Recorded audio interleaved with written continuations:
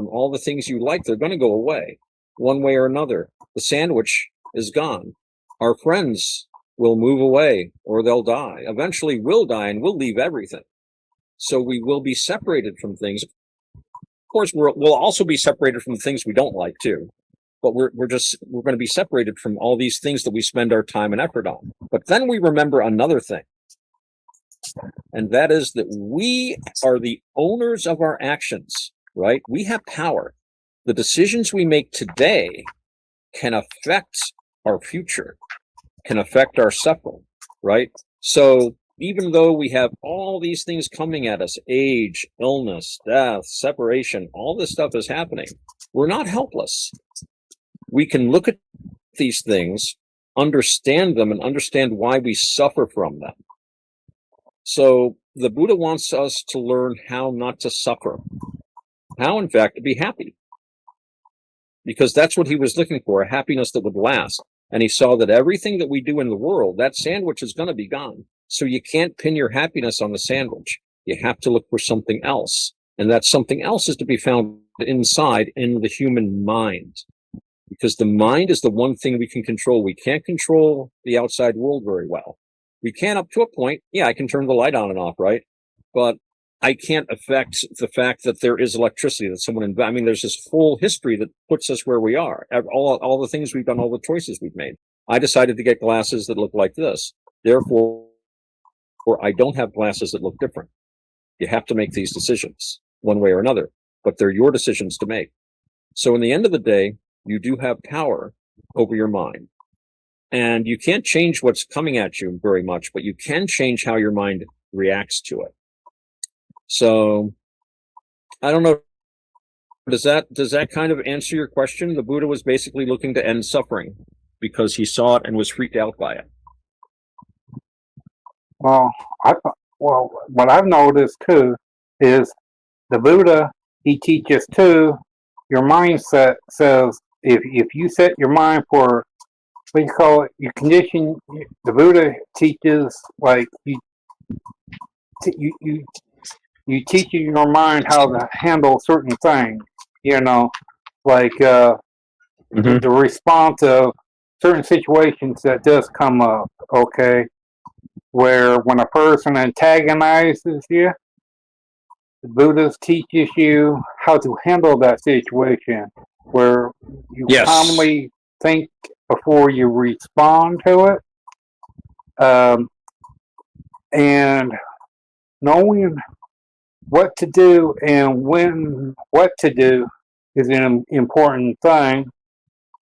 And where when you know that you figure, okay, like your health, they say your mind helps the health of your body.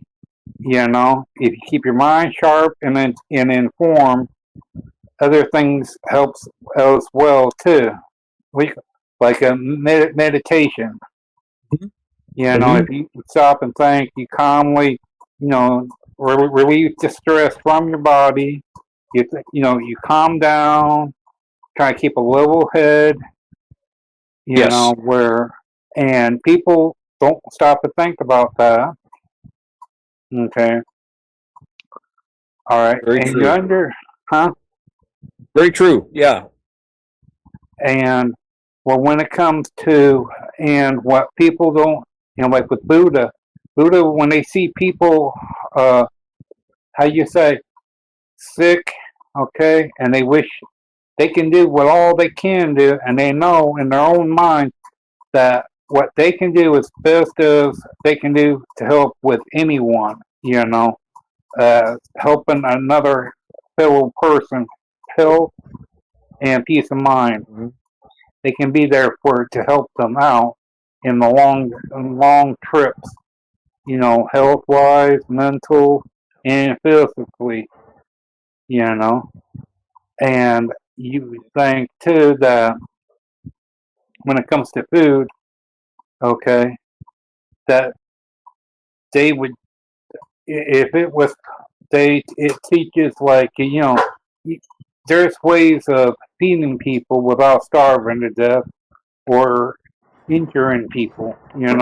It's like Yes. and people don't stop and think about that situation.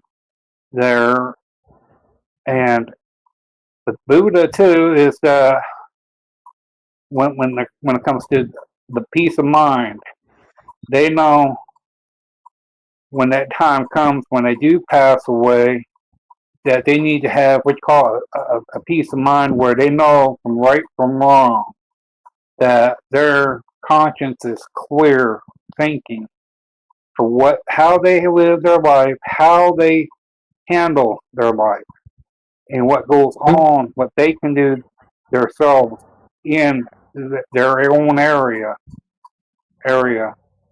Because if they can't do the simple, you would think that okay, whatever does happen in their area, that if they can do something for whatever does happen, and if it's in their strength and their power, that they would do it.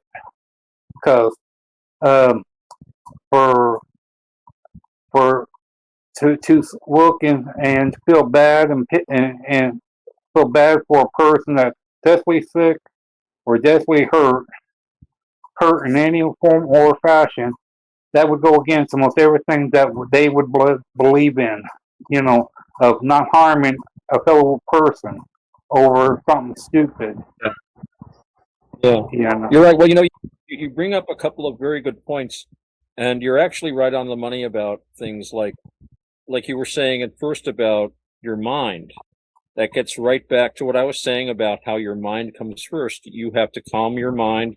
In Buddhism, they call it equanimity.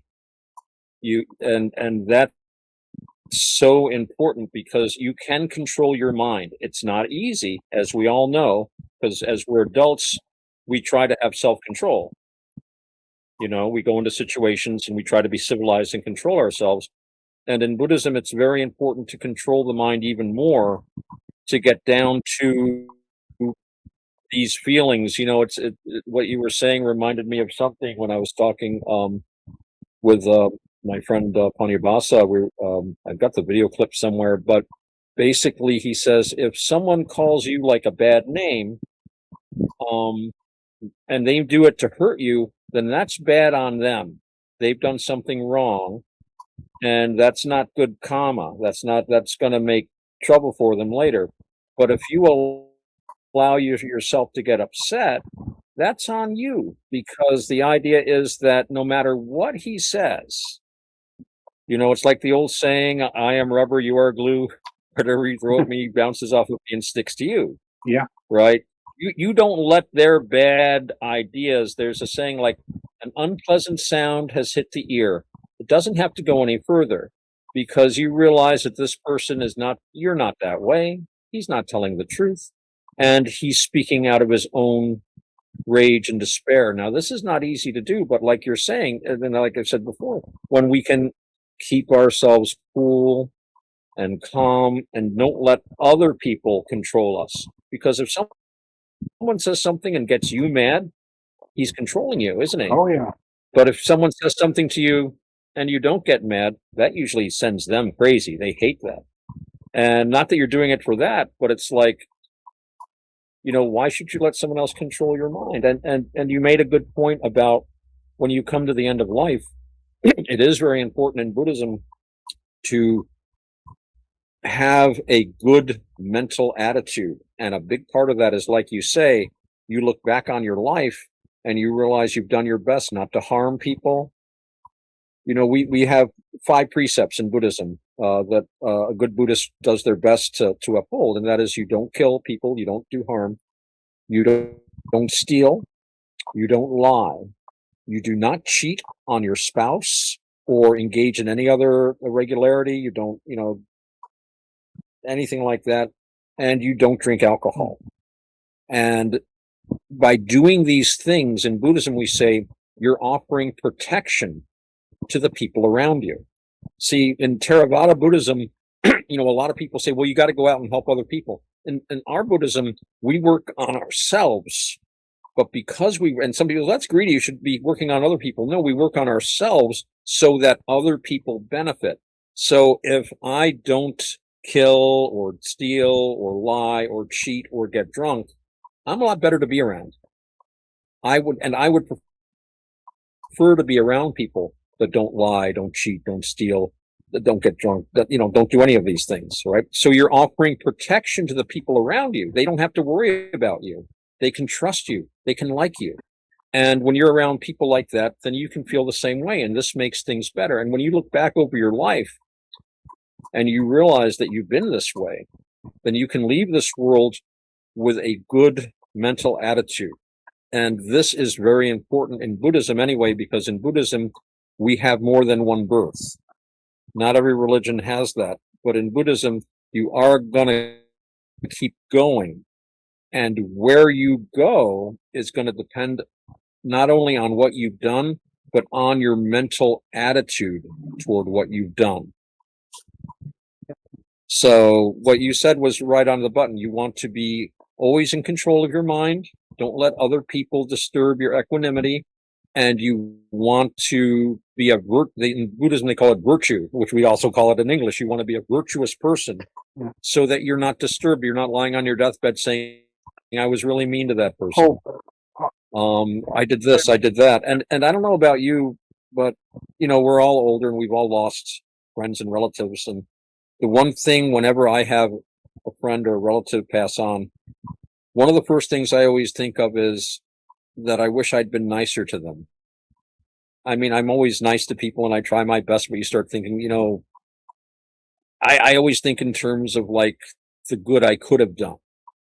And so I try to remember that. So when I go to visit my mom, who's in the nursing home right now, and she is doing better, which is good, but still she's very old.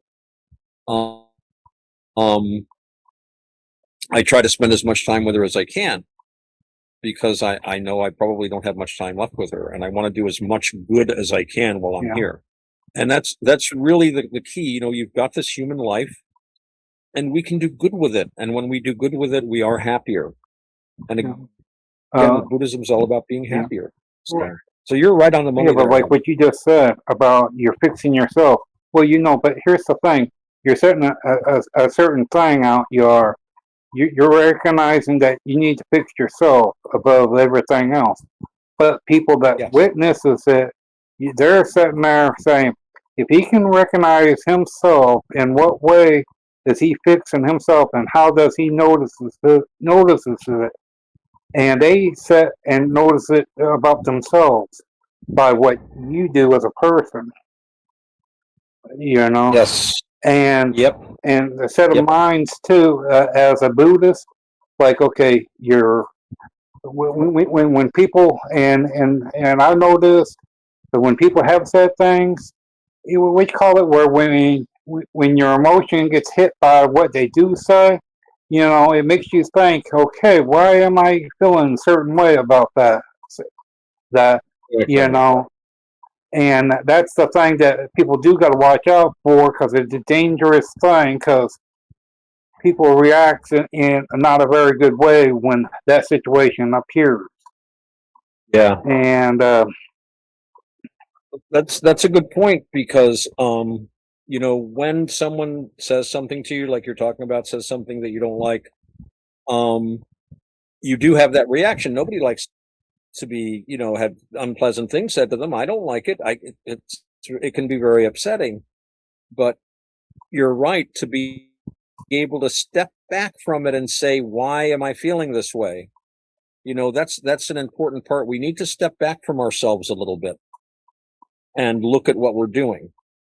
And and you make a good point about that's really the best thing we can do for other people, is to try to give them a good example.